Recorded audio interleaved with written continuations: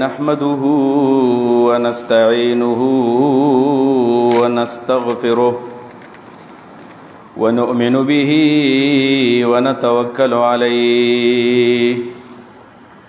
ونعوذ بالله من شرور أنفسنا ومن سيئات أعمالنا من يهده الله فلا مضل له ومن يضلل فلا هادي له وأشهد أن لا إله إلا الله وحده لا شريك له وأشهد أن محمدا عبده ورسوله اللهم صل على سيدنا محمد وعلى آل سيدنا محمد وبارك وسلم تسليما أما بعد عن عبد الله بن الحارث رضي الله تعالى عنه قال رسول الله صلى الله عليه وسلم يخرج ناس من المشرق يوتئون للمهدي يعني سلطانا رواه ابن ماجه وعن ثوبان مولى رسول الله صلى الله عليه وسلم عن النبي صلى الله عليه وسلم قال عصابتان من أمتي أحرزهم الله من النار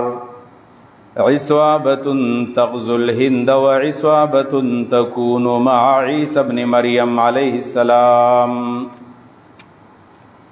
رب اشرح لي صدري ويسر لي أمري واحلل عقدة من لساني يفقه قولي ډیرو زیاتو عزتمندو مسلمانانو ورونو د جمعې مبارکه ورځ ده او په دې لحاظ باندې دا ورځ او دا جمعه ډیره زیاته اهم ده چې د کم وطن د پاره چې هغه پاکستان دی او پاک سرزمین دی زمنګ اسلافو زمنګ اکابرینو او زمنګ مشرانو زمنګ ابا او اجداد د دې وطن د ازادۍ د پاره د دې وطن د خوشحالۍ د پاره او د دې وطن د سوکالۍ د پاره قرباني ورکړې وي هجرتونه کړیو خپل مال خپل جیداد هغه قربان کړی دی او په وخت کې یو आवाज او یو نظریه وا چې بٹ کے رہے گا ہندوستان او بن کے رہے گا پاکستان ہندوستان به تقسیمیږي او پاکستان به جوړیږي او بیا د دې پاکستان د تخلیق چې کوم مقصد نو هغه د ماشوم په جواب باندې مو او دارنګ د مشر په جواب باندې مو د زنانه په جواب هم او د نارینا چې دا आवाज کې دو چې پاکستان کا مطلب کیا لا الہ الا اللہ د پاکستان مقصد لا الہ الا اللہ دی په دې وطن کې با د الله بندگی کی په دې وطن کې با د الله قانوني په دې وطن کې با بالادس قانون شریعت وي دا आवाज او دا بیانیه دا سوچ او فکر او چې د دې د پاره زمون اسلاف قرباني ورکړل دا بیل خبره دا چې من هغه شانې ونه ساتو د کوم مقصد د پاره جوړ شوی ځکه هنن موږ د ذلت سره مخامخ یو گنوادی ہم نے جو اسلاف سے میراث پائی تھی سوریا سے زمین پر آسمان ہم کو دے مارا دا د اسلاف چې کم میراث موږ ته پاتې شو هغه موږ ضایع کو په دې وجبانه د سوریا نوالا د زمکه پورې اسمان وقتن په وقتن بمغنی گزارونه وکړل یعنی مصیبتون را باندې رااله او د دې سوچ او د دې فکر د بارا پاکستان جوړ شو جنا صاحب محمد علی جنا چکلا پیښور تراغلو اسلامیہ کالج پاغه کې هغه یو تاریخي تقریر کړی دی او پاغه تقریر کې جنا صاحب یو خبر کړی وا چې موږ پاکستان جوړ کو نو دا پاکستان یوازې د ځمکې یو قطعه د ځمکې یو ټوټه موږ نه حاصل کړي چې په هندستان کې ډوډۍ نه ودلته به ډوډۍ په هندستان کې وبنه ودلته به وبای په هندستان کې تعلیم نو دلته به تعلیم نه د پاره نه بلکې ول منګ با په دې پاکستان کې د اسلام تجربه کو او دا پاکستان به د اسلام تجربه گای په دې ځبانی په دنیا کې دوه ریاستونه دي دوه ریاستونه یو ریاست د اسرائیل ده او یو ریاست د پاکستان ده یعنی و 50 اسلامی ملکونه دي او د 200 نه زیات ټول ریاستونه دي په دنیا کې 200 نه زیات. په دې 204 یا 210 214 څومره چې ریاستونه دي او بشمول 50 اسلامي ریاستونه، په دې کې 2 ریاستونه داسې دي دا په یو خاص نظریه باندې او په یو خاص سوچ باندې په یو خاص فکر باندې دا آباد شوي دي. یو د پاکستان ریاست دی او بل د اسرائیل دی. د اسرائیل ریاست هغه یهودي ریاست دی، هغه د یهودیت دعویدار دي، او د پاکستان ریاست دا د اسلام ریاست دی، دا د اسلام دعویدار دي. په ټوله دنیا کې 2 ریاستونه دي چې دا په نظریه باندې جوړ دي. مال په دې وجه باندې نن جمعه احمد چې پاغه وطن باندې هندستان تاسو وکتل چې په 7 مئی باندې 2 ورځې مخکې هغوی حمله وکړله. د هغوی چې هر قسمه مقاصدو په پاکستان باندې هغوی حمله وکړله او هغوی جهازونه د راړولو کوشش وکړو، خو جهازونه روانړولو. پاکستان کې 15 ښارونه هغوی هټ کړل، په هغې باندې بمباري وشوله. او الله رب العالمین د پاکستان افواجو ته او د پاکستان فضایه نوجوانانو له توفیق ورکو چې د هغوی 15 جهازونه راواچول، چې 3 په هغې کې رافیل جهازونه دي چې هغه د فرانس جوړ دي، د فرانس. او انټرنیشنل میډیا هم دا خبره وکړله چې د فرانس کم رافیل جهازونو چې هغه چا نشو راچولی هغه ناقابل شکستو، او د پاکستان نوجوانانو هغه رافیل جهازونه راواچول. باقاعده د فرانس اخبارو CNN تر هغې باقاعده ریپورټ ورکړی دی، د سوشل میډیا خبر هم نه دی، د هغې باقاعده ویریفاید خبر دی. او 2 د هغوی نور جهازونه هغې راواچول. الله رب العالمین در پاکستان مدد وکړو. بیا د یېرې د وجې نه هغوی خو خپل جهاز روانړو، خو پرون تاسو به خبر کتلې 32 تقریبا هغوی خپل ډرون راواړول، او هغه 32 ډرون اگر چې ډېر دي خو 32 ډرون چې کوم دي هغه د پاکستان فضایه ول هټ کړل، هغه ول ختم کړل، ویوشتل ورله. د دغې ډرون په باره کې دا خبره راځي چې دا ډرون دا د چا دا د اسرائیل دی، دا ول اسرائیل ورکړي دي، دا د هندوستان یوازې نه دي، دا د اسرائیل دي. او دا الله رب العالمین د پاکستان مدد وکړو چې تقریبا دا جهازونه حساب کې 32 جهازونه تقریبا دا په 2-3 ورځو کې د پاکستان ځوانانو د دې وطن زمرو او د دې وطن بازونو شاهینانو چې زما استاورونه دي او بچی دي راواچول. په دې د الله تعالی شکر ایستل پکار دي. جنگ به موږ نه غواړو، امتحان به نه غواړو. موږ بعضې خلک وایي که نه ورشئ په دا ایټم بم هم پې ور واچوئ او بس حمله وکئ تاسو دا وکئ. نه، جنگ به نه غواړو. اسلام د جنگ علم بردار نه دی، اسلام د امن علم بردار دی. البته چې کله په اسلام باندې سخت وخت راځي نو اسلام به خپله دفاع کوي. بیا د الله رب العالمین مدد چې پاکستان له الله تعالی قوت ولا ورکو، طاقت ولا ورکو، خپله دفاع وکړله او مسلسل به خپله دفاع به هم کوي.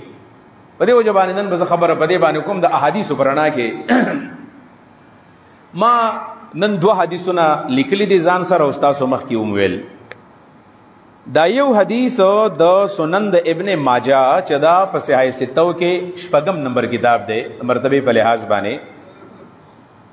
او دا د حضرت عبدالله بن حارث رضی الله تعالی عنہ پر روایت باندې ما تاسو ته بیان کو. عبدالله ابن حارث رضی الله عنہ دا د رسول الله صحابي دی. دا کم حالات چې دینو دا حالات به زه د هغې احادیثو سره لګومه کم چې د نبي علیه صلات وسلام نه موږ ته را رسېدلي دي چې رسول الله صلی الله علیه وسلم فرمایلی دي یخرج الناس من المشرق یوطئون للمهدی یعنی سلطانه. رسول الله مبارک فرمای د عربنا مشرقی طرف تا سخلق براباسی. د عرب مشرقی طرف کم یو دی، د عرب مشرقی طرفو دا چې کله سړی د دنیا نقشه ځان ته مخامخ کی دي، دنیا نقشه او یا انټرنیټ لور کی او دا دنیا ځان ته راواړی او ورته وایي چې د عربو مشرق کم دی، مشرق ته کم خلق دی. نو ظاهره خبر د پاغې کې ایران دی، ایران مشرق طرف ته دی.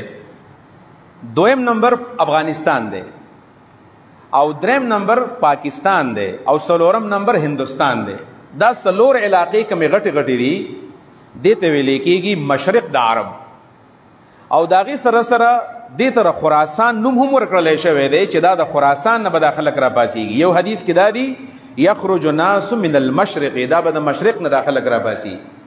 او په بل حدیث کې راغلی دی چې دا به د خراسان د طرف نه به راپاسي، د خراسان د طرف نه. دا کوم چې سنټرل ایشیا ده، کوم چې د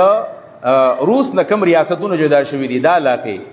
د ډاکټر اسرار مرحوم تقریر ما اورېدو، هغه وایي چې دا د خراسان دا کم بیلټ دی، د خراسان دا بیلټ علي کلی دی چې کم ملاکن ډیویژن دی په پاکستان کې، ملاکن ډیویژن د دې ملاکن ډیویژن نه بلکې د ملاکن ډیویژن دا کومه دره د ډاکټر اسرار مرحوم لیکلي دم په خراسان کې ده. موږ چې په کوم ځای باندې یو ملاکن ډیویژن ډیر دی، سواد دی، باجوړ دی، او دا علاقه سید افغانستان ته او دا غي طرف نه بیا د ستلې د چین طرف ته، او دا علاقه ایران او دا هندستان او دا افغانستان او سنټرل ایشیا دا علاقې چې دي نو دا د عربو مشرق دی. د دې ځای نه بس خلک را پاسېږي او دا بس کوي یوتئون للمهدی، دی به مهدی ته لار اواري، دی به مهدی ته لار اواري. مهدی خو زمنګ د عقیدې حصہ ده چې په آخره زمانه کې چې کله دا ظلم زیات شي، زیاتې زیات شي، الله رب العالمین با یو مجاهد، یو قائد، یو لیډر، یو رهنما، یو امیر د مسلمانانو را لېږي چې دا غینه مهدی دی. او دا زمنګ د احادیثو په کتابونو کې راغلي، زم د عقیدې حصہ ده. د شیعاګانو هم تصور شته، زمنګ هم دا تصور دی، اهل سنت هم مني، شیعه هم مني. البته زمنګ د هغې په تصور کې څه فرق شته، هغوی خو دا وایي چې مهدي ژوندی دی او تقریبا دا 1200 کال عمر یې وشو، په یو ځای کې ناست دی او د حالاتو ته ګوري او بیا په یو مناسب وخت باندې راوځي. اخو دا وایي، او د حسن عسکري زوی دی، هغوی دا وایي. موږ وایو چې نه، د حسن عسکري زامن نشته، وفات شوي دي، او مهدي 1200 کال عمر نه دی، خو داسې یو کس به راپاسېږي د عیسی علیه السلام زمانې ته نږدې. او عیسی علیه السلام او دا مهدي دا دواړه به د یهودیانو خلاف به جنګ کوي، بیت المقدس به ازادوي، ایلیا به ازادوي، یروشلم به ازادوي، ظلم نه به خلک خلاصوي او مسلمانان به دغه ملګرتیا کوي. موږ دا وایو، زموږ عقیده دا ده. او دا ریاست چې قایمیږي نو دا به په هغه فلسطین باندې قایمیږي. زه به تاسو ته حدیث حواله در کوم. یعنی عیسی علیه السلام به په شام کې راکوزیږي، او د شام علاقه د موږ بار بار په دې جمعې په دې خطبو کې ویلو چې د شام علاقه چې دا د شام علاقه نو دا یوازې د سیریا نه ده، شام دی، موجوده فلسطین دی، په فلسطین کې دنه بیا د اسرائیل ریاست دی، غزه پکې ده، دا یروشلم پکې دی، د هغې سره اردن دی او د هغې سره لبنان. دا څلور واړه کمې علاقې چې دي نو دا ټول په شام کې راځي او دا فلسطین کې دي. یعنی په دې ځای کې به حضرت عیسی علیه السلام دا به راکوزیږي. دا عیسی علیه السلام مهدي به د ملګرتیا کوي، د دې په معیت کې او د دې په حمایت کې مسلمانان به د یهودیانو خلاف جهاد کوي او دا بیت المقدس به فتح کوي، کوم چې نن د یهودیانو په ګرفت دی او د بدمعشانې په دې باندې کوي. او داسې خو داسې اکسیډنټ به نه کېږي، حادثات یې طور باندې عیسی علیه السلام ماښام راکوشو او مهدي ولاړ دی او راځي چې جنګ کوو، بس یو درز دی او بس دا علاقه به فتح شي. د هغې دپاره به یو کار به کېږي، دا به یو مسلسل جدوجهد، مسلسل جدوجهد. ما دا خبر نن کم از کم په غور باندې واورئ. دا داسې د یو ورځې او د دوه ورځې او د یو کال او د دوو کالو خبرې به نه وي، بلکې به دې کې بس صدۍ لګي، صدۍ، 100 کاله، 200 کاله، 300 کاله. دا یو تسلسل دی، تسلسل. انشاءالله د غزوه هند وضاحت به هم کوو چې غزوه هند یوازې د 47 لړۍ ته نه وایي، نه یوازې دې جنګ ته وایي، او نه د پلوام اټیک ته وایي، نه د پهلګام اټیک ته وایي. دا یو مسلسل جدوجهد دی د غزوه هند. په حدیثو کې د هغې ذکر راغلی دی. د هغې دپاره به خلک به تیاری به کوي، تمهید به ږدي، د هغې دپاره به ګراونډ جوړوي، ګراونډ زمین به ورته هواروي. دا خلک به څوک وي؟ دا به عربي؟ نه، دا به عرب نه وي. دا به څوک وي؟ دا به انګریزان نه، انګریزان به نه وي. دا به څوک وي دا خلک؟ نبي علیه الصلاة والسلام فرمایي یخرج ناس من المشرق، دا به د مشرق نه راپاسېږي. موږ کوم خلک چې داسې د شریعت سره ډېر بلد نه وي، په دې قسمه حدیثو پسې خنداګانې کوي، دا تاسو ټول عمر وایي چې د مشرق نه به خلک راپاسېږي، او ټول عمر خلکو ته دروغ وایي چې د خراسان نه به خلک راپاسېږي. دا کوم خراسانیان دي او کوم مشرقیان دي؟ زه درته خبره کومه چې کله یو ډاکټر هغه په سرجري کې کله سپیشلایزیشن نه کړی، څوک په هغه باندې د اپنډکس اپریشن هم نه کوي. کوي تاسو چا لیدلي چېرته په دې عجابات کې هم چېرته په چا باندې اپریشن کړی دی؟ نه. چې سرټیفاید سرجني او هغه ویریفاید سرجني چې هغه سره ډیګري وي او هغه باقاعده په اوټي کې بار بار پریکټس کړی او د ښه ډاکټر سره هغه وخت تېره کړی، یاره وایي په ده باندې اپریشن کوو. بلکې کله چې د چا سره څومره مال دولت ډېرې که نه وي، پېښور کې هم نشم کولی او اسلام آباد کې هم نشم کولی، او زم چېرته آغا خان ته ځم او چالته نه شي، بیا وایي زم یورپ ته په هغه ځای کې اپریشن کوم. ولې؟ هغه یو کوالفاید ډاکټر لځي، د هغه نه معلومات کوي. د اپنډکس اپریشن دی او یا ورکوټ اپریشن دی او د هغه دپاره سړی یورپ ته ځي، نو په حدیثو باندې به ځان پوهه، به د منکرین حدیث نه به تپوس کوي. په حدیثو باندې چې ځان پوهه کوي، نو به د کلي د عام یو د خطیب صاحب نه به تپوس کوي او د عام مولوي صاحب نه به تپوس کوي چې هغه سره پټکې د سر نه تاو کړی، رومیالې په سر راچولی دی او هغه یو ورځ دوه چېرته مدرسه کې وخت تېر کړی، هغه به په دې باندې خبره کوي. حاشا وکله، نه، دا به د هغې خلکو نه تپوس کوي چې هغه د دې حدیثو داسې ماهرین دي څنګه چې دا سرجانان د انسان باډیز او د جسمونو ماهرین دغه نه به تپوس کوم منګه کوم خلکو چې بده کې ژوند تیر کړی دی کوم خلکو بده کې خپل ځواني کپاو کړی دي کوم خلکو چې بده کې خپل مال دولت کپاو کړی دغه نه به تپوس کو دا د مشرق احادیث او دا د خراسان احادیث په دې چې کله منځان پوهه کو نو ټیک د کسوګ د دینه 47 غزا مراد دا مونږ دا خبره مکوا د پلوامه ټیک تی مراد مونږ دا خبره مکوا د دینه د محمد بن قاسم جنگ مراد مونږ دا خبره مکوا محمود غزنوی تی مراد نه د سنوایو ما درته ویلو چې کله دنیا کې یو داسې انقلاب ریولوشن راځي دا په میاشتو کې په کلونو کې نه راځي دا غي د پاره ډېر لوی ګراوند پکاري او ډېر لوی جدوجہد او سټرګل دا غي د پاره پکاري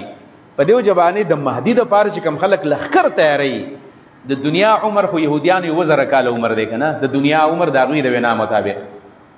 او دا جدید کم چې زمنګ دا کم سکالرانه خو چې د 13.8 بلین کال وشول یعنی 14 کروڑه او 80 کال وشول کم چې هغه ته موږ د بیگ بینګ تیوري وایو نو تاسو څه خیال زه حیران د خلکو د عقل ته یما چې یو طرف ته د دنیا عمر 14 کروڑ کال منی 14 کروڑ کال د دنیا عمر دی او بیا به دا جنگ په یورس کې کیږي په سلو کالو کې به کیږي دا څنګه عقل دی تاسو یا که بل پرز د يهوديانو دا تیوري او نظریه منغو منو چې د دنیا عمر 1000 کال دی او د 1000 کال په سلو په 500 کال کې کیږي په خبرو به تاسو ما پوهیږي په یو جبانه دا د غزوه هند لپاره چې کم تیارې دی یا د خراسان کم لخ کړ دی یا د مشرق ته چې کم خلک را پاسيږي او د مهدی لپاره چې تیارې کوي دا جدوجہد په صدو باندې مشتمل په صدو باندې دا خلک برا پاسيږي سبا کوي یوتی اون للمهدی دا د مهدی لپاره تیارې کوي مهدی چې کله ریاست قائمي او دا غي د لپاره به خلکو تیارې وکړي ها خلکو به کار کړي ورله شهادتونه به ور کړي هجرتونه به کړي خپل کورونه به ختم کړي خپل مال دولت به لګولې خپل بچي به قربان کړي خپل وطن به قربان کړي خپل عمر به پدې کې قربان کړي نو الله به د مهدی د لپاره د لخر جوړيږي عزتمند یو خبر خو کومه ان شاء الله زمونږ خو امید دي چې موږ د مهدی په لخر کې ځکه یو چې زمونږ د خپل نم دغه خبري وزي هغه خبره په خلک په خپل ایمان باندې ردل پکار دي چې هغه ټول تحریک مخالف د مهدی روان دي د جهاد د فلسفه خلاف د مزاحمت د فلسفه خلاف دارنګ د ازادي د فلسفه خلاف د حریت خلاف د چا چې आवाज اوچتيږي ټول عمر داغي خلاف بکواس کوي نو تاسو په کوم طرف باندې رواني ځه تاسو خپل یعنی داخلك د خپل موقف منګ ته پیش کې شدید چا د پاره کار کوي هندستان د پاره کوي اسرائیل د پاره کوي د اسلام د پاره کوي د کوپر د پاره کوي زمون خدا تحریک ته زمون دا سوچ دا فکر د مهدی د پاره دی لہذا د مهدی دراتلو نمخ کې با خلق بکار کوي او دا به د خراسان خلقي او دا به هم د دې مشرق خلقي یو حدیث دا او دا په سنن ابن ماجه کې دی د دې سره ریلیټډ یو بل حدیث وې ما هغه حدیث او حواله هم در کومه چې هغه حدیث شپږو محدثینو ذکر کړی دی زبر تاول حوالی وې ما چې خبر اتنټیک خبري امام احمد ابن حنبل په خپل مسند کې ذکر کړی دی امام ابو نعیم د امام بخاری استاد دی په کتاب الفتن کې ذکر کړی دی امام ترمذی په خپل سنن کې ذکر کړی دی امام طبرانی په المعجم الاوسط کې ذکر کړی دی امام بهقی په دلائل النبوه کې ذکر کړی دی امام ابن عساکر په تاریخ دمشق کې ذکر کړی دی شپږ حواله مې درکړي هغه حدیث درایات السود حدیث ته اگر چې بعض علماء دې ته ضعیف ویل دي خو دا شپږ محدثین متا ته وی چې دې قائل دي هغه د حضرت ابو هريره رضی الله عنه روایت دی چې هغه فرمایي یخرج من خراسان د خراسان د طرف نه براخیږي کدا حدیث په دې الفاظ باندې غریب هم دی او دا بل فرض ضعیف دی رشدین بن سعد پنوم یو راوی دی په دې کې ضعیف دی رشدین بن سعد پنوم باندې او داغه تفرد دی په دې وجه دا ضعیف دی سند باندې او دا د اصول حدیث یو قاعده ده چې کله یو حدیث په یو سند باندې کمزوري او داغه شاهد د بل ځنه میلاو شي نو دی حدیث ته تقویت ورکوي بیا د حدیث بیا مضبوطی لہذا دا د حضرت ابو هريره حدیث ته چې یخرج من خراسان رایات سود د خراسان د طرف نه به توري جنډې راخیږي البته د تور جنډو دا خبره چونکی وقتن په وقتن د بازي تنظیمونو جنډې توري دي په دې زمانہ کې توري جنډې شته د ابو مسلم خراسانی چې کوم لخر داغه جنډې توري دي او ابن کثیر باغې رد کړ دي چې دا خلک ته نه مراد یا د دین علاوه وقتن په وقتن هر وخت کې تور جنډو ولا خلک را پیدا شوه دي دا زمنګ چې د صوفي سپ تحریک هم تورې جنډې وي آیا د دین دا تورې جنډې مراد یو ماده تمخ کې خبره کړل چې دا د یو کال د یو 50 کالو په باره کې دا خبر موږ شو کولای په دې تحریک کې ماویل صدۍ لګي صدۍ 100 200 300 500 600 کاله بلکې 1400 کاله د نبی علیه الصلاۃ والسلام مش بده کې لګي دی شي یو تنظیم باره کې د خبره زنه کوم د خپل نه وزي زما او تورې جنډې وي اگر چې بعض علماء د تورو جنډو معنا بل کړي دا چې تورو جنډو مطلب دا دی چې فتنې به زیات شي ځکه جټور والے د فتنې په باره کې راځي یا تورې جنډې دي حقیقت کې تور جنډه وسره دا یا فتنې به زیات شي خدا خلک به د خراسان نه راوځي ځکه د خراسان د خبر ما درته د ابن ماجه په حدیث کې ویلا چې دا د مشرق د طرف نه بخلک راوځي او دا چې کله راوځي نو سبق کوي لا يردها شيء لا يردها شيء دا جنډې چې کله راوځي دا به د بعض خلکو سره په لاس کې وي دا جنډې چې کله د خراسان نه راوځي مطلب دا خروج خو په خوا شوی خو چې کله کامیابیږي او دا خپل حرکت دی بیت المقدس طرف ته القدس طرف ته فلسطین طرف ته کله شروع کی لا يردها شيء هیڅ به نشي واپس کوي چا په وس کې بدانه چې دا به واپس داسې نشي کېدی حتی تنسب بإیلیا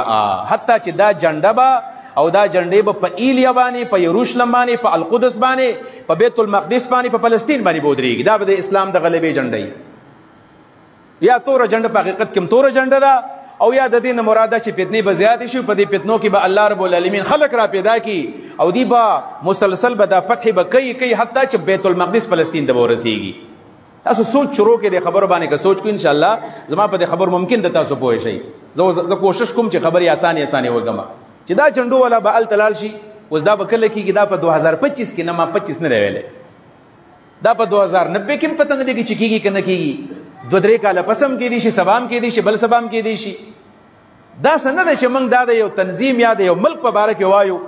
بل پرس که د پاکستان نوم یادو نو باغې باندې افغانان خفه کېږي یا په هندوستان والا خفه کېږي یا په عرب خفه کېږي دا د یو ملک باره کې دا خبر موږ نه کوو د خطې خبر نه کوو دا د نظریې او د عقیدې او دارنګې د یو سوچ فکر خبره زه کوم د اعتقاد خبره زه کوم چې څوک به دا واپس کولی نشي په ایلیا باندې بودري البته د ایلیا باره کې خبرو کوم چې ایلیا څه شی دی ایلیا لفظ به تاسو اورېدلی خو زر ته وضاحت کوم بنیادي طور باندې تاسو به د هیکل سلیمانی نوم اورېدلی سلیمان علیه السلام بیت المقدس جوړ کړی دی هیکل سلیمانی معبد سلیمانی معبد سلیمانی دا د سلیمان علیه السلام معبد دی په دې کې به عبادت کوو وسره بیا د هغې د خادمانو دپاره چې کوم ځای جوړ شوی هغې ته هیکل سلیمانی وایي موږ چې ورته بیت المقدس وایو دغه ځای کې هیکل سلیمانی دی دا د یهودي ظاهره خبر ده چې دا یهودو دا بني اسرائیلو د دې هیکل سلیمانی حفاظت یهودیانو چې ونه کو حتی چې 70 عیسوي کله راغله 70 عیسوي کم چې د روم کم جرنیل دی ټایټس په نوم باندې موږ ته په خپل کتابونو کې تیتس وایو یا تیتاوس ورته موږ وایو انګریزانو ته ټایټس وایي تیتاوس موږ دا اردو تفاسیر ټول د سورت بني اسرائیل په تشریح کې دا خبر لیکلې ده کم چې د روم کم جرنیل دی ټایټس هغه راغی او دا ځای هغه فتح کړی دی دا په 70 عیسوي کې دا غاغسته دی د تاریخ ته ګوره بیا د دې 70 عیسوي کې چې کله د واغستو د هغې نه وروستو بیا یو کار داسې وشو چې 150 سال بعد 150 سال بعد 150 سال وروستو دې ځای له نوم ښودلی شوی دی د ایلیا هیټریان په نوم باندې چې کم بادشاه دی کم شاه هیټریان هغه دې ځای له نوم ښودلی دی د هیکل سلیماني له د معبد سلیماني له ایلیا نوم ورته په دقه وخت کې ښودلی شوی دی د 70 عیسوي نه پس 150 سال په 220 تقریبا جوړېږي په دې وخت کې دې ته بیا ایلیا نوم وړلی شوی دا هم دقه ځای دی دا بل ځای نه دی د هغې نه وروستو بیا داسې وشوله چې په 1099 کې 1099 کې 1100 ته نږدې واپس داسې وشوله چې عیسایانو په دې باندې قبضه کړې ده 1199 کې دي عیسایان راللو په دې باندې قبضه وکړله او په لکونو خلک په دې کې وژل په هغه ځای کې بیت المقدس وران کو هیکل سلیماني وران کو د هغې نه وروستو بیا بل انقلاب په دې باندې دا راغی بل انقلاب چې دی 88 سال کله عیسایانو په دې حکومت کړی دی په دې ځای باندې 88 سال حکومت وکړو نو 88 سال چې کله حکومت وشو نو بیا په 1187 کې سلطان صلاح الدین ایوبی د کرد نه راغی دا کردی دی او دا راغی او صلاح الدین ایوبی دا ځای فتح کړی دی بیا 1187 د 1187 دی او د هغې نه وروستو بیا پسې دا د خلافت عثماني چې کله ختم شو د انګریزانو زمانه راغله او د هغې نه وروستو په 47 کې یهودیان راغله او د یو ځای بل ځن هغه په دې فلسطین کې آباد شو او بیا په دې 1967 کې چې کله واپس اسرائیل په دې ځای باندې قبضه وکړله په 1167 کې دا تاریخ زدوان لګوما چې یو هغه زمانہ وا چې د 70 عیسوی نه وړاندې بیت المقدس هیکل سلیمانی یروشلم ایلیا د یهودیانو په قبضه کې و. دا غي نورستو بیا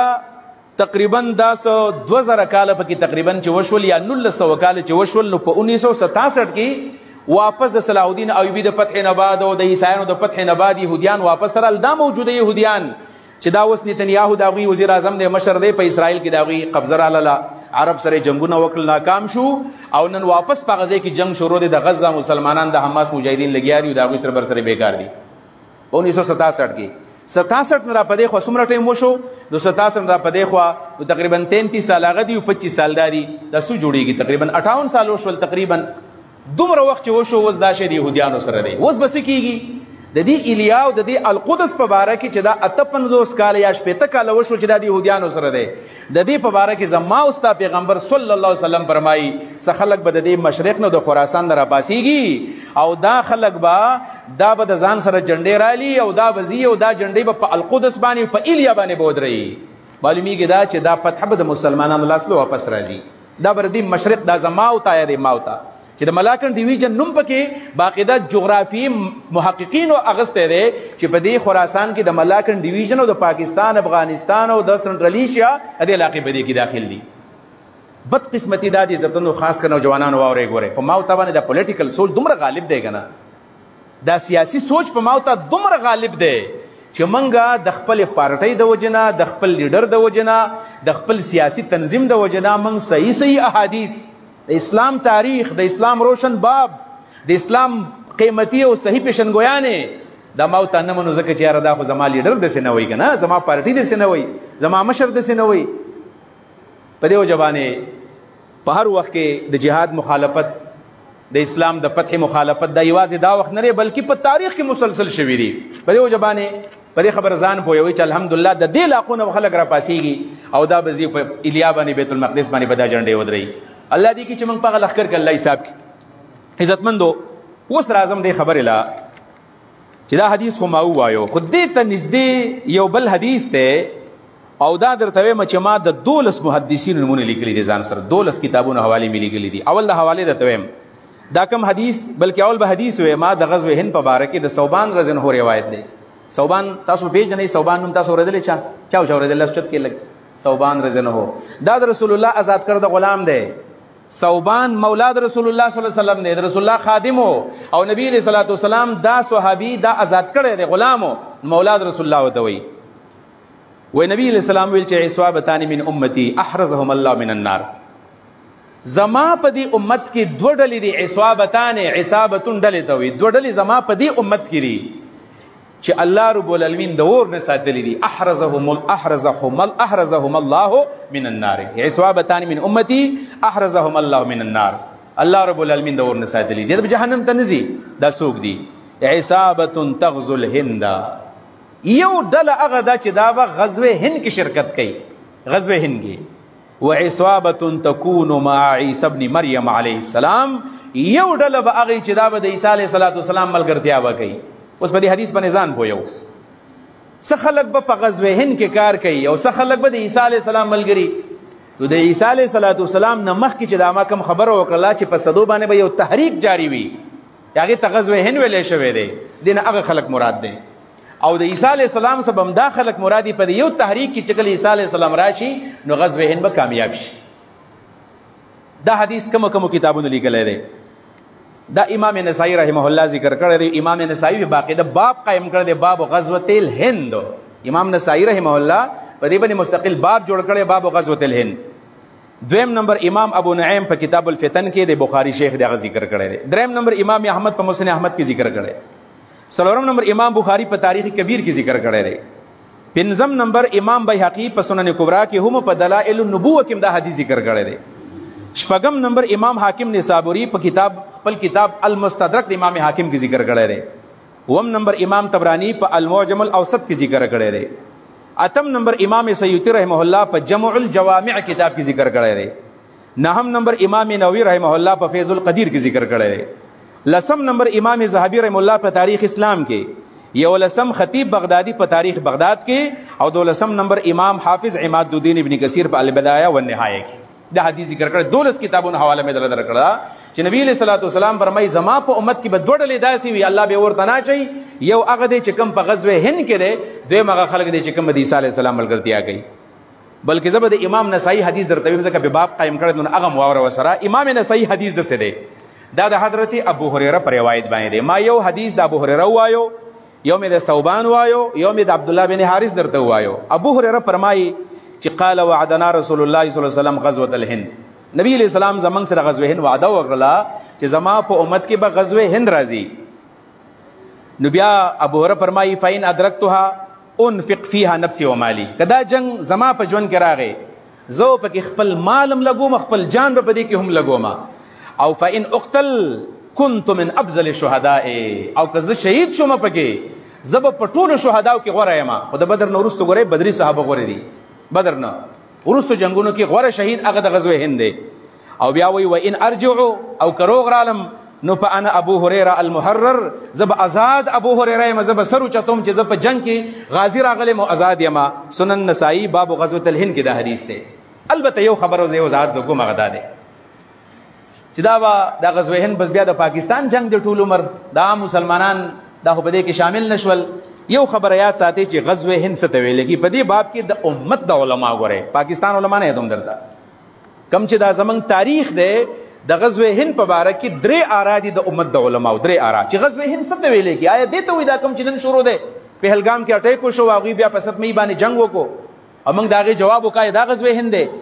نه جینا په دې خبر ځان بوې کماول کې کم کسان مخ کې راغلي ما مخ کې خبر وکړه چې دای د یو ورځې د یو کال د صدۍ جنگ نه دی بلکې دا یو تاریخي تسلسل دی په دې کې صدۍ لګېدلې په دې غزوه هند کې او دا خلک بنیادی تربانی مهدی له خلک تیاری دا ټول عمر تیاری سوچ فکر به جوړي د جنگ د غټلو د پاره د ټوپک نمخ کې اعصابي جنگ پکار دی چې وسړی نظریاتي تور باندې وشي ته تیاری چې دا جنگ روان دی دا خلک به تیاری د دې په باره کې یو رائے دا د غزوه هند په باره کې په دې باندې کتابونو چالي کړي دي نو په دې باندې کسو ګورې نو مناظر احسن گیلانی رحمه الله هندوستان عالم دی د جعلی فتنه کې نمایاں خدوخال په نوم دا کتاب دی کو څوک ځان لکه شي د جعلی فتنه کې نمایاں خدوخال مولانا مناظر احسن گیلانی رحمه الله لیکلی دی او داغي سره د سید ابو الحسن لدو کتاب دی ماره کې ایمان او مادیت په دې نوم باندې د ایمان او د مادي جنگ دا د مولانا ندوی صاحب کتاب دی دوی دا خبره کوي او دا د دین وړاندې په خوا کې امام ابو داود کتاب لیکلی کتاب الملاهم او امام ابن کثیر البدایه والنهایه د رسالور کتابونو نه چول د تویما چې په دې باب کې درې ارادي چې غزوه هند څه ته ویل کېږي چې خبره د بیا یادای وای د دې په باره کې چې د رسول الله نه پس د هند او د هندستان کم جنگونه شوي دي هغه یو جنگ هغه دی کم چې د اسلام ابتدایي یا وسطی غزوات دي د خلافت نو ورستو چې کم د اسلام ابتدایي جنگونه دي وای د دې نه دا مراد دي د کم جنگونو په نتیجه کې چې هندستان دارالاسلام ګرځیدلې دي دا کم جنگونه دي وای دا په اسلام په ابتدا کې یو د محمود غزنوی جهاد دی یو د محمد بن قاسم رحمه الله جهاد دی یا خود غزوه هند هغه جنگ مراد کوم چې محمد بن قاسم کم چې راغله او دی بل تکراچی تر هغه طائف نه او یا محمود غزنوی چې په هندستان باندې هغه ولس حمله کړي وي په دې وجبانه تاریخ په دې کې دوه ځای دی ګورې کم کسان چې د پولیټیکل ساينس سټوډنټان دي چا چې چرته انټرنیشنل ریلیشنز ویلي دي آی آر سټوډنټ دی د پولیټیکل ساينس دی هغه ته دا خبره انګريزانو په ذهن کې چولې ده چې ګوره دا غدارو او دا دلته کې زل راغلو دا په سومنات کې او په هندستان کې چې کم سرو کم ګول دی پاغه پس راغلی دی ډېر پوهه خلک دا وی پولیټیکل ساينس کې چرته ماستر کړی دی او شپاړه سمګي به کړی نو هغه دا خبر کې چرته داخله کو تاسو خپل نېشنل هیروز وای دا خو پسرو پس راغلی دا خو پتیلو پس راغلی دستاغه نیکه پتیلو پس راغلی دا تل کوم طرف ته لاړل دا د اسلام یو روشن تاریخ مشکوک کول غواړي چې دا چې راغلی او دا پسرو پسپینو پس راغلی دي او په هندستان کې د اسلام سره وداغي کار نو د حدیثونو څه مطلب دی بیا لہذا یو خبر هدایت ساتي چې د دین خو بعض علماء چې مراد هغه د محمد بن قاسم یا د محمود غزنوی جنگ بیا شوی دی یو خبره دویم خبره دا ده چې نه د هندستان د هند مصداق د هندستان نه دی بلکې هند په پخوانی تاریخ کې هند ویل کېږي بصره ته بصره کوم چې د عراق کوم علاقه ده ایران سره نږدې کوم علاقه ده دم مشرق دی دم مشرق د عرب د ګوره په دې ځان پوهه کوي چې د هندستان په خوا تاریخ کې بده سکار کېدو چې هغه به هند بصره ته وایو د بعض آثار نوم دا معلومیږي چې هغه به هند بصره ته وایو بلپرس کده دینه د بصره خلق مراد شي د هندستان نه بیا ته کوم جنگ مراد دی بیا دغه د فارس او د ایران غزوات مراد دي دام د عربو مشرق طرف ته دا هم د عربو مشرق طرف ته کم د پاریس او ایران جنگونه دي نو څه خلکو دې له ترجیح ورکړله دوه رایې شوې درېیمه رایې په دې باب کې دا ده چې د دې مصداق د اوسه پورې اډو راغلی نه دی دا جنګونه نه دي شوي نه د محمد بن قاسم جنگ دی نه د بصرې جنگ دی نه د محمود غزنوي جنگ دی او دا نه دا هغه د پاریس جنگونه دي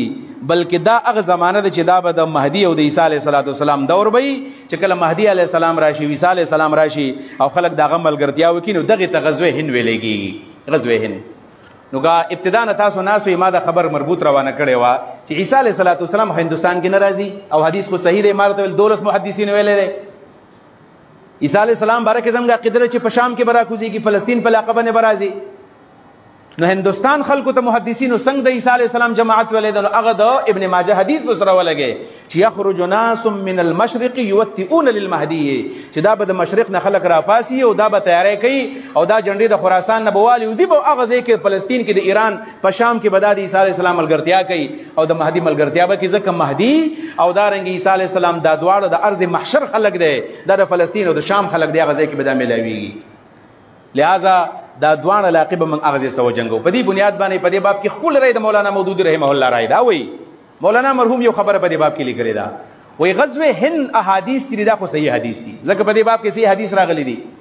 خدا بے انصافی نه دی کول پکار چې دا د غزوه هند دا جنگ سره د یو خاص معرکه سره ولګي چې هغه د هندوستان جنگ دی او د پاکستان جنگ دی او فلان دی او فلان دی وای د دینه معلومیږي دا چې دا به جزوی تور باندې وقتن پوقتن د هند غزوات کیږي کم چې مشرق طرف کیږي او د اسلام برم بجوندې ساتي د اسلام برم لہذا پدې کې داوس چې کوم اٹیک سي دام په غزوه هند کې رال د دې سره سره مخ چې کوم اٹیکونه شوي دام د غزوه هند حصہ ده په دې باب کې د محمود غزنوي جنگ د دام د دې حصہ ده د محمد بن قاسم جنگ د دام د دې حصہ ده ځکه دا یو تاریخي تسلسل لري چې دا به د هند جنگي او دا به د یو لوی جهاد لپاره به خلک تیاری په دې بنیاد باندې عزتمندو کوم خبره جزا کوم ټیم ختم دی غدا ده چې داسې حالات او خاص کر چې کم دانن سبا کم حالات دي د هندوستان نو پدې کې خپل سوچ او خپل فکر جوړول پکار دي یو خدای چې زمونږ دا ایمانی او اعتقادي او د نظری خبره ده دویم نمبر خبره ده د موږ په دې وطن کې اوسېږو تاسو کتلی دي کنه زه حیران شم زما د بعضي ورونو ته ملګرو ده په دې ستور ور کې او په دې جنگ کې چې تاسو کتلی دي خبرې ده سنه کنه صرف ټول عمر موږ د قوم پرستۍ دي خبرې تباہ برباد کړو اوس هم خلک وایي چې موږ د پاکستان د فوج حمایت ځکه نه کوو چې د پښتون په وینو کې د دې لاس سره دي دغه زیاتې کوي که څوک هم کوي خو دا وخت د دې خبرو نه دی اوس چې کم د هغوی اټیک شوی دی نو تا ته پته اټیک په کوم ځای باندې شوی دی اټیک د مولانا مسعود اظهر صاحب په ځای باندې شوی دی دارنګې د لشکر طیبې د هغې په مرکزونو باندې شوی دی په جوماتونو باندې شوی دی بالفرض که دا چېرته او خلک یاره دا د مودي او دا د شهباز شریف د خپل منځ کې دغه دی یو پالیټکس او سیاست دی دا څنګه د مودي او د شهباز شریف سیاست دی چې په هغې کې مجاهدین لګي په هغې کې جوماتونه شهیدان کېږي په هغې کې مدارس شهیدان کېږي دا څنګه دا ځای ټارګېټ کړی دی دا مدارس یې ولې ټارګېټ کړل دا جوماتونه یې ولې ټارګېټ کړل د دې نه معلومیږي دا چې دا جنگ د نظریې جنگ دی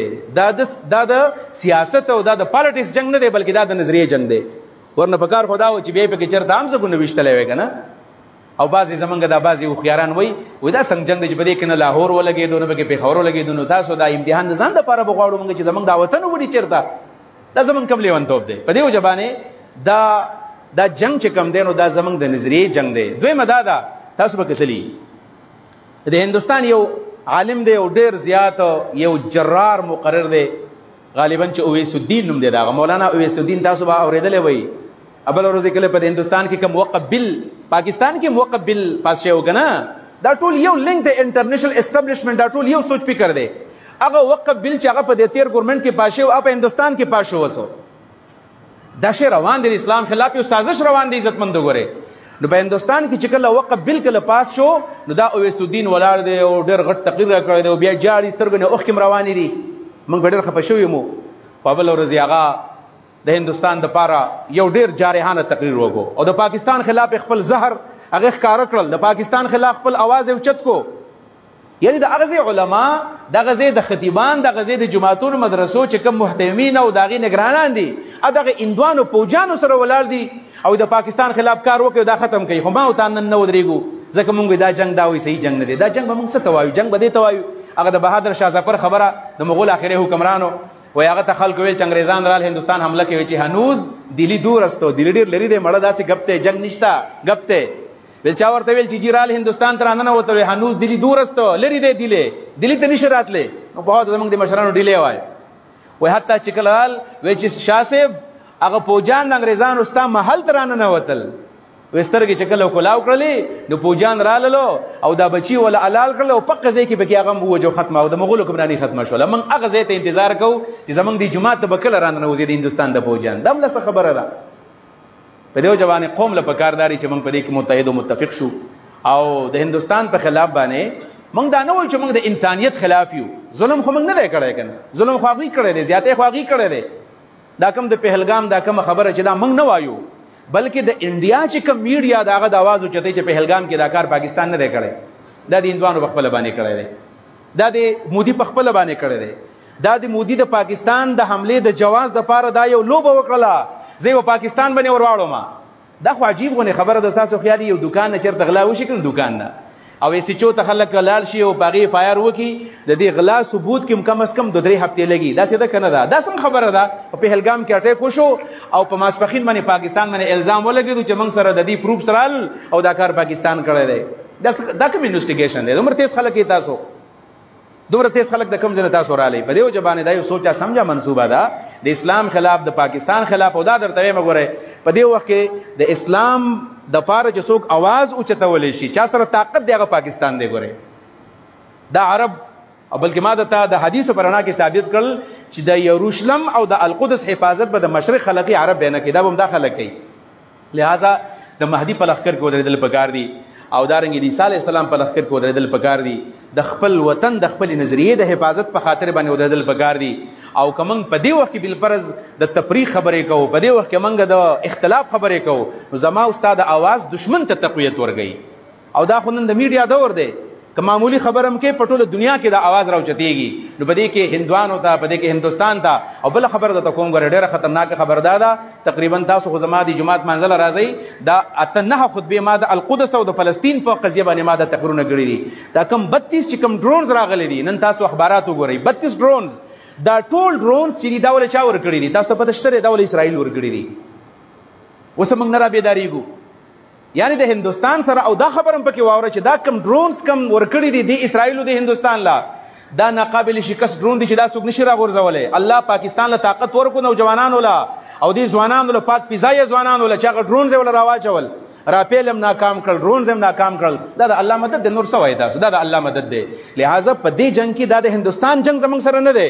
دا د ټوله دنیا جنگ دی ګوره بلکې د دې غزوه هند په باره کې او دارنګ د عیسی علی السلام د لخر په باره کې یو رائے امدادا یو رائے چې په دې کې به ټول کفر متحد کیږي نو هندستان زما او ستا گاونډي دی او هغه له ډرونز راځي د کم زینا د اسرائیل نه ول راځي او هغه له د فرانس جازونه راځي دا ټول د اسلام خلاف یو کار روان دی چې او پاکستان د اسلام یو غرد الحمدلله دا به خبر ده په دې کې به د سیاسي پارټو سره موږ اختلافات دي د شهباز شریف سره چا ملاق اختلاف د بل سبي او دا د سیاست ټیم نه بلکې زمونږ بشمار اختلافات زموږ د وزیر اعظم خوخ ده و دومره ده چې دا کم حالات دي نو په دې کې موږ به کلک ودرېږو د خپل ملک سره د خپل نظریه سره د خپل عقیده سره د خپل خاورې سره په کوم خاور کې جماعت تشپکو په کوم خاور کې ماوت ودکیږو په کوم خاور کې زموږ ته خوراک دی زموږ ته بګي قبر دی زموږ سره پلار نیکه قبرونه پاغي کې دي نو هغه خاور سره ودل پکار دي در دې وخت قضا ده الله رب العالمین دې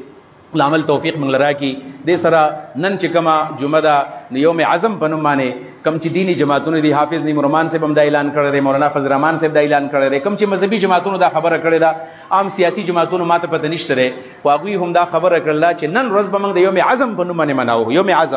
یوم عزم مطلب دا چې موږ د غزوه هند لپاره تیار یو موږ د پاکستان په حمایت کې ټول یو موټی یو ولاړ یو د اسرائیل په مخالفت کې او د هندستان په مخالفت کې نو په سلسله کې ان شاء الله اوس د بلامبټ د هیالوم نه بعد د ګورګوري چوک پورې ان شاء الله یو مارچ هم کېږي نو باغی کې ټول نوجوانان کوشش وکړي مشران کبه کوشش وکړي او دې ځل ورشه ان شاء الله موږ به یو आवाज وچتو داغي سره سره کلم چې موږ ته د پاکستان قیادت کا هر قسمه قیادت چې پاکستان د خاورې سره هغه وفادار دي او موږ ته کله आवाज کوي ان شاء الله موږ بودريګو ځکه دا زموږ ذمہ داری ده الله دې زموږ دا ټوټه پټه خدمت په خپل دربار کې قبول منظور کړي واخر دعوانا ان الحمد لله رب العالمین